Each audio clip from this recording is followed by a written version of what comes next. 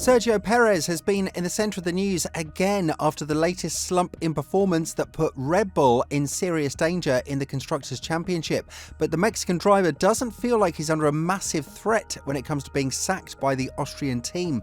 Obviously, a lot is going on with the young drivers as well, but the primary situation is now around Perez, who is under a serious threat of being replaced by either Ricciardo or Tsunoda, who both shared their thoughts on this matter.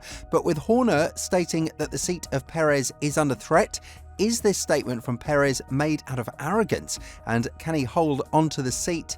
One of the worst performing drivers on the grid right now is definitely Perez, and the stats speak a lot louder than words. Hülkenberg outscoring Perez in the last 4 races and having scored more points in the last 2 venues than Perez did in the last 6 is definitely not something that the Mexican driver would want to brag about. However, that doesn't really seem to bother him at all. He doesn't understand why there is a lot of the talk around his future in Formula 1. And when addressing these rumours about him being replaced after the summer break, Perez went on to say, "I don't understand why there is so much talk about me and my future with Red Bull. Nothing is going to change these 2 weekends, even if I win the race or I finish last. I have a contract with the team and I am going to fulfill it." What is definitely true is that Perez's seat is under threat, regardless of his statements. This has been stated by Helmut Marko and Christian Horner, and while Perez's attitude could be a great one to enter into the next 2 weekends due to the relief of pressure, acting like nothing happens around you is just a bit of arrogance. Be that as it may, the realistic situation is that if Perez's slump continues in the next 2 races and Mercedes as well as McLaren continue with their upward trajectory and put Red Bull in a massive threat in the Constructors' Championship, then the Austrian team would definitely have to make some changes in their roster. For example, it was discussed earlier that there are some clauses in the Perez contract that he just signed a couple of months ago that state if the Mexican driver has 100 points less than Verstappen or is below P6 in the Drivers' Championship, then the team has the option of replacing him with whoever they would feel would be the best fit for his seat. That could either be Ricciardo or Tsunoda, or the surprising candidate in Lawson, who's done great results with the tyre test in Silverstone and was just a couple of tenths slower than Verstappen's time, which is what Red Bull needs in these desperate one-man show times. The performance of the RB20 has also been put under a huge question mark, and if we're to see how much the others have caught up, as well as the complaints that Red Bull made towards the FIA regarding the holes in the brakes of the MCL38, you'd see that they fear the dominance is gone and it won't come back like it did in 2022 and 2023. Therefore, the team desperately needs 2 drivers to score points at the front, and this is something that has been vastly emphasised by Christian Horner, who went on to say, "Perez knows it's unsustainable to not be scoring points. We have to be scoring points in that car, and Perez knows that. He knows his role and his target, so nobody is more eager than Perez to find his form again. It's something that we're acutely aware of, that to win the Constructors' Championship, you need both cars to score." Interestingly enough, the driver who went on to defend Perez about his performance in Red Bull is Verstappen, and while the 3-time world champion has sent some sly digs towards his colleague, saying that the championship will be hard because he fights alone at the front, this type of support is definitely not something that you would have normally expected from Verstappen.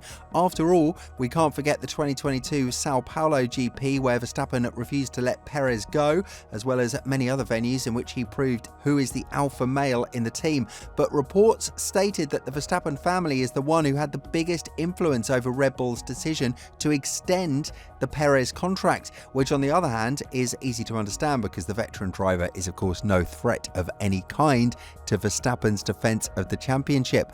When talking about Perez's recent form, as well as the hard work that Sergio is putting in to turn things around in his favour, Verstappen went on to say, "At the end of the day, we are teammates and we always try to give our feedback to the car, and that is also what Perez has been doing. So he has always been fully contributing to that. His incident in Silverstone doesn't help, but he knows that. I don't need to say that to him, but I feel like he is giving everything, and that is the only thing you can do.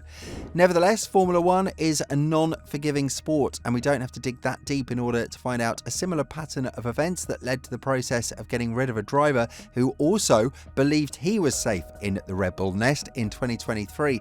AlphaTauri and Nick de Vries.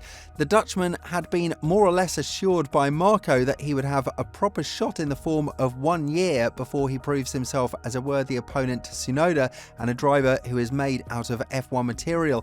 But of course, during the summer break, the team went on to replace him with Ricciardo thanks to the good lap times the Aussie did in the same tyre test in Silverstone that Lawson has just excelled at.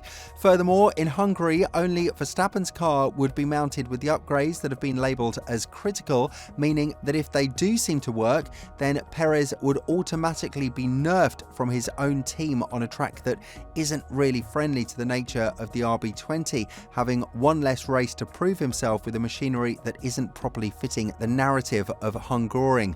That is why not believing that Perez is under threat is definitely a far-fetched scenario, given the fact that high-profile people from the team have expressed their concerns for the slump of the performance that Perez had after the first 5 venues in F1, where he was a constant podium challenger with Verstappen. But nevertheless, now the situation is very different, and all of a sudden, a potential pairing up with Tsunoda and Verstappen has emerged out of the dark, and the Japanese driver does believe that he has done enough in order to prove to the Austrian team that he has what it takes to be Verstappen's teammate. Elaborating on this, Tsunoda went on to say, "If I am not ready to jump in the Red Bull seat, I wouldn't have been able to fully announce my partnership with Vikan for the next season. I've been feeling ready for the last 3 years to fight against the top teams, higher positions, even with Max. But in the end, they are the ones who are going to decide, and this is not something I can control. So I'm just focusing on what I have to do at the next 2 races." Again, Tsunoda has spoken about the situation in which Lawson could be promoted to Red Bull and the Racing Bulls lineup would remain unchanged, which is something that he finds weird for his liking. Regardless of what lap times Lawson has done, which are not going to be the only ones because he'll receive more of these tests in the upcoming period, based on the 5-race stint he's had with AlphaTauri, it's very unlikely that Red Bull would mount him with the pressure of being Verstappen's teammate right away. I'm not saying that Tsunoda would be better, but the experience as well as the improved form he's shown in 2024 is definitely what bodes well for him in the CV of being the second driver in Red Bull. However, Tsunoda could pose a bigger threat for Verstappen in terms of intra-team competitiveness, as he wouldn't accept team orders and be the second fiddle from the moment he steps into that team. This is why Red Bull has linked themselves with Ricciardo in a much more frequent way, because the Aussie is not really a driver from whom you'd expect to fight Verstappen for race wins and championships. Not that he doesn't have it in himself anymore, but the conditions under which he'd arrive at Red Bull are a lot different compared to the first time he geared up for the Austrian squad back in 2014, replacing Mark Webber.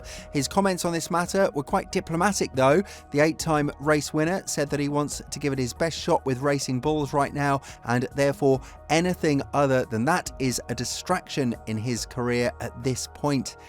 All of this, though, does go to show that a lot of changes could arrive in Red Bull, and whether Perez likes it or not, his seat is under a massive threat, and the Austrian team has a lot to think about when it comes to who they will place next to Verstappen from 2025 onwards.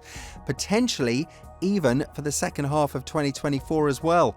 With all this in mind, do you think that Perez will get replaced after Spa? And if so, who do you think would be the best replacement for him? Let us know in the comments below, and once you do that, make sure to check out the video that's appearing on your screen right now.